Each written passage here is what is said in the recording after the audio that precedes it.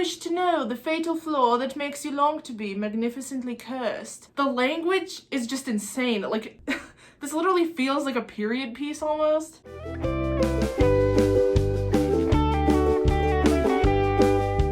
Hey guys, it's Nicole. Welcome back to my channel. If you are new here, don't forget to subscribe. I post Taylor Swift and music related videos as well as some lifestyle content, such as I have a few story times and also disaster college student content, that sort of thing. Today I'm going to be reviewing Evermore by Taylor Swift, and I am a college music student. I study music industry at Oklahoma State, and I am a songwriter as well. I have links down in the description to some of my originals, and some of them are up on my channel if you'd like to check them out. Also, if you'd like to see my reaction or my analysis to Evermore, I will have that in a Taylor Swift playlist that's up here, and let's just get into the review. I think the guitar and piano together sounds really fun. It sounds almost kind of like Spanish influenced guitar to me. It also makes me think of the style of guitar that Ed Sheeran uses a lot in his songs. Lyrically, I think it has a really nice flow. I like how the melody works, and it has some really great lyrics that encapsulate kind of the vibe of the song, like the witchier kind of feelings, specifically in the part that starts with "Wait for the signal and I'll meet you after dark." I think the best lyric from this song is "Head on the pillow, I could feel you sneaking in," and I think I would rate this one an 8 out of 10. Don't even get me started on this one. This song and Illicit Affairs from Folklore are the closest I've ever got to the feelings that All Too Well gave me, other than maybe Cornelia Street, but in the sense that like Cornelia Street is kind of like the antithesis, whatever that word is. Cornelia Street seems like just kind of like opposite to All Too Well, but it's like as if All Too Well wouldn't have happened, like if their relationship hadn't have ended. Yeah, I'm getting those All Too Well vibes, definitely from Champagne Problems. I know I'm not the only one in this boat. I think William Take Up Bowery does the piano on this, and it's so pretty because it's very simple, and the story that Taylor is telling through the lyrics is very not simple at all. There's a lot going on, and I think the piano just meshes with it so well. As far as the bridge goes, that whole part is insane. That whole part is the best part of the song, I think. There are harmonies that happen in the instrumental before the bridge that are so dreamlike and pretty, and then as the bridge builds towards the end, they get super powerful, and it really helps build up like the dynamics up to the end of the bridge, which I really liked how that was structured. Also, Taylor's lower register sounds really good in this song, especially when she sings the title, Champagne Problems. It's so low, I can never hit it myself, so props to that. She definitely is really letting her lower register shine in Folklore and Evermore. And lastly, I really like how it ends with that little guitar addition on top of the piano. I think it adds a lot of variety and just like finishes it off really nicely. And the song kind of just builds through the whole thing. Like, it's subtle, but things are just layered on top of each other up until the end, and I really like songs that have a lot of build. As far as the best lyric, I wish I could just say the entire bridge. If we're going for like the most cleverly written lyric, it would be "Your Midas touch on the Chevy door," and I would rate this one a 10 out of 10.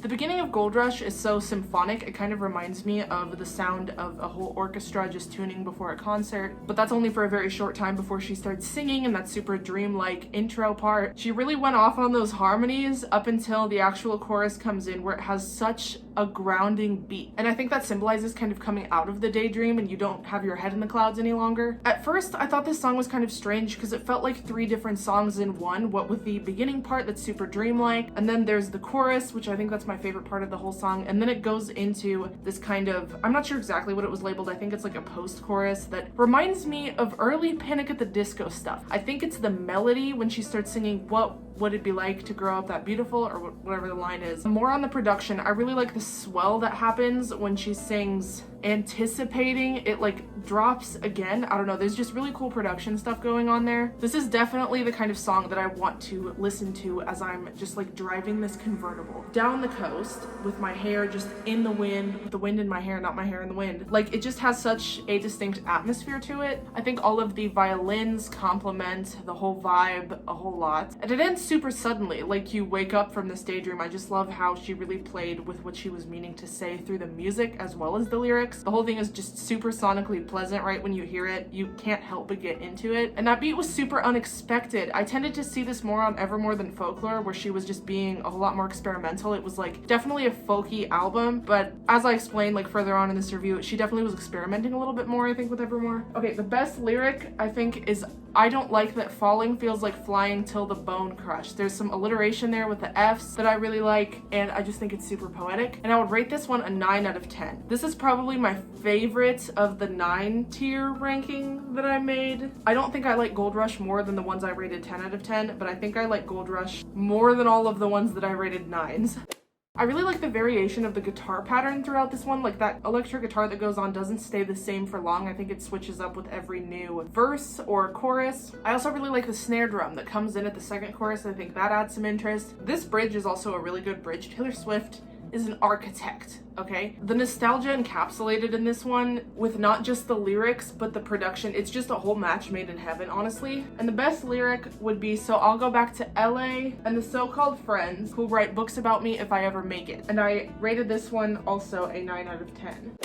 I really like the super interesting rhythm of the piano. It's kind of unusual, especially when you compare it to how straightforward the rhythm of the piano is in Champagne Problems. It's very like dun dun dun dun dun dun, while Tolerate It has just like this really interesting piano part going on. I love how when Taylor uses the word shit, so far, it's either been contrarian or fancy. There's some rapid hi-hats in this song that I noticed that are super interesting, but they're very subtle. Of course, the strings are beautiful in this one. I think there's cello because I'm hearing something that's a little bit lower than violin. And then the strings work really well to build this tension, like towards the end of the bridge and the last chorus. It's just this whole, I think it's just like the climax of the song, especially when she sings like what if she would leave this guy, while the whole time previously she had just been saying, you tolerate my love and I deal with it. But the last chorus, she just kind of says like, oh my God, what if I would leave? And the music just really complements that idea. The best lyric is, "Where's that man who'd throw blankets over my barbed wire?" And I would rate this one an 8 out of 10. This one is amazing. Country Taylor is back. I love the harmonies. The bass is a super nice change on this album. It sounds like kind of like a whole band behind her. I think this song and Gold Rush just prove how much more varied Evermore is than Folklore. Like, I think Folklore was a little more cohesive, but Evermore is a little more experimental as far as the sound goes. The piano in the last chorus is really what brings us back to like, oh right, this is Taylor's woodsy stuff. The crickets at the end are also really cool, and I love the way she whispered "died" at the end. This one is entirely self-written, and I always think those kind of songs are very impressive for obvious reasons, but this one is just structured so well. And to know that she did that entirely on her own, like the way she has the chorus matching up to 3 different situations, so good. The only way I think I might have appreciated this song more is if one of the Haim sisters got their own verse. That might have ended up being too busy though. Like, I don't have any like real complaints about this song. Like, I just think that could have been a fun addition. And I'm usually not a fan of the super repetitive choruses, but this one is telling such a dynamic story that quite frankly, I don't care this time. I think that repetitive part is needed to be able to apply to all the plot points. That's how you know it's a Taylor Swift song, when it's got plot points. I think the best lyric is, "And I've cleaned enough houses to know how to cover up a scene," and I would rate this one a 10 out of 10. This song gives me the vibes of Epiphany from Folklore. I think it's that like drone sound, and Epiphany was unfortunately my least favorite on Folklore, and I think this one is my least favorite on Evermore purely because of the instrumentation. Like, I'm just not a fan of that kind of droney sound. I love the lyrics of this one, and I love the lyrics of Epiphany even more. Like, I think Epiphany, it's not a skip, like it's such a good song, it's just like the instrumentation is not resonating with me. This one just starts to feel super long. I'm not sure which one's longer, Epiphany or Happiness, but Happiness does feel really long. It is really long, and I don't see a lot of dynamic contrast with the instrumentation. I think when you have a 5-minute long song, you need to have some kind of really dramatic climax to make it feel like it's not that long. I think that's why All Too Well works so well. Like, All Too Well feels so much shorter than it is because it just like builds to this bridge, like really builds to it. Happiness kind of makes me want to fall asleep, and I mean, it's really soothing and that's nice, but I don't want to zone out because the lyrics are really good and I want to be able to like pay attention to all of her Gatsby references. First of all, that was really genius. I really like the lyrics of this one. I think maybe I'll change my mind once I see this one live. I listened to this on either 1.25 speed or 1.5 and I liked it more. Maybe it's just like the tempo that isn't sitting right with me, which is such a minor critique. Honestly, like, I don't think it's a bad song. But then that leads me to wonder, would I like Epiphany more if it was a little bit faster? I need to listen to it at a faster tempo. That drone just really kills me. And I really love how dramatic the bridge is, but that's all in Taylor's writing and the vocal melody. Like the instrumentation isn't what's making it a dramatic bridge, it's like what Taylor is saying. And for the best lyric, there's a lot of good ones in this one. Like I couldn't decide. It's probably either, and I pulled your body into mine every goddamn night, now I get fake niceties. So much N alliteration on that one. Or it would be, but now my eyes leak acid rain on the pillow where you used to lay your head. That's also kind of a flashback to, conveniently, my favorite line from Willow, head on the pillow, I could feel you sneaking in. And I would rate this one a 7 out of 10. It's not even a Taylor Swift song that I would say I dislike. I don't dislike any off of Folklore or Epiphany. I'm just not a fan of the instrumentation and production, which is, I think, the same case for Epiphany. This one gives me Betty vibes. I think when Taylor sings from like a masculine perspective, her voice takes on this like masculine like energy or tone. She just has a lot of versatility as a writer. Like she can really get into someone else's shoes and like sing how they would sing, I guess. Ugh, the range. I think this one has some kind of like early rock and roll vibes with the piano. Like think like Piano Man. Betty kind of also reminded me of that, just minus harmonica, which Betty did have. I love the acoustic guitar and the harmonies. I think the arrangement of this one is super helpful to telling the story because it's just very cute and romantic. There's just a lot of instruments that make it really interesting. I really like the shimmery sounds that are in there as it fades out, like in the outro. I think this one's production is overall just really well done. I love being able to hear all of the real instruments and being able to spot them super easily. The best lyric is skipping the prom just to piss off your mom and her pageant schemes. Also, so much alliteration. And I would rate this one an 8 out of 10.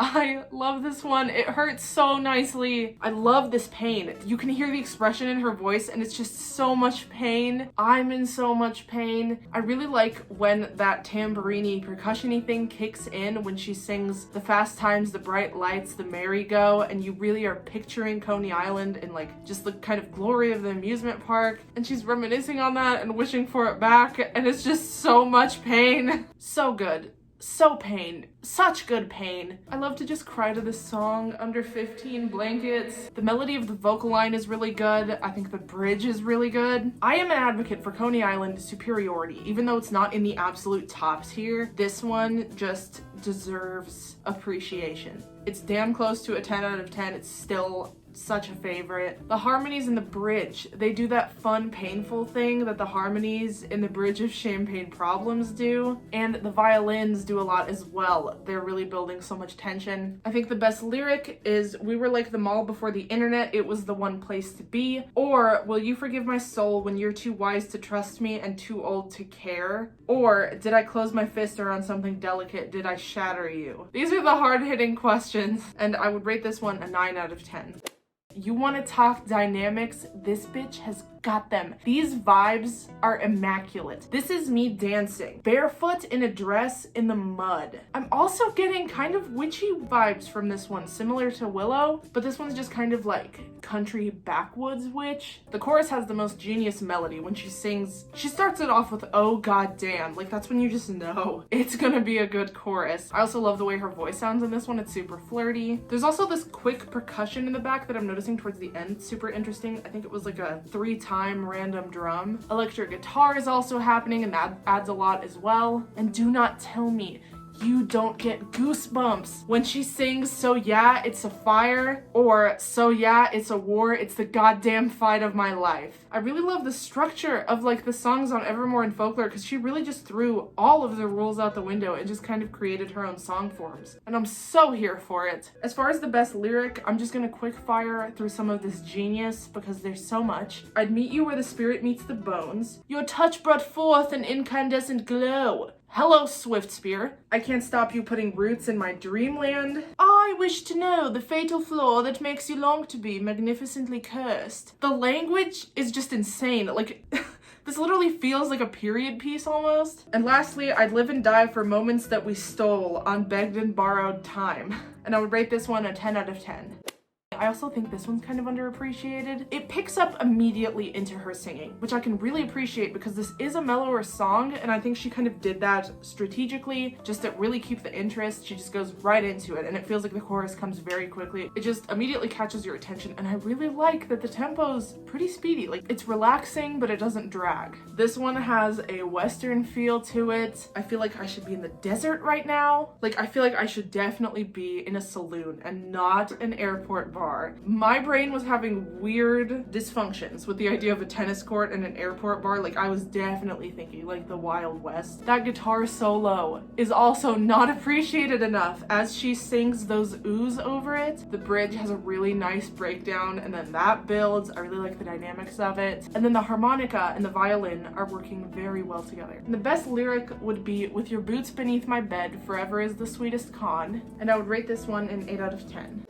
Lyrically, this one is amazing. I think it's super personal, and I'm hearing kind of a reminiscence of 1989, like that kind of pop style. The percussion in the beginning makes me think of Gimme Love by Joji. I love the fun drum roll before the chorus. The electric guitar in the third chorus, so good. This one's just really fun. I love how personal it is. I love the ahs at the end so much. It's just so cute. The best lyric, I think, is "And he's passing by, rare as the glimmer of a comet in the sky," and I would rate this one an 8 out of 10. You already know this one's a 10.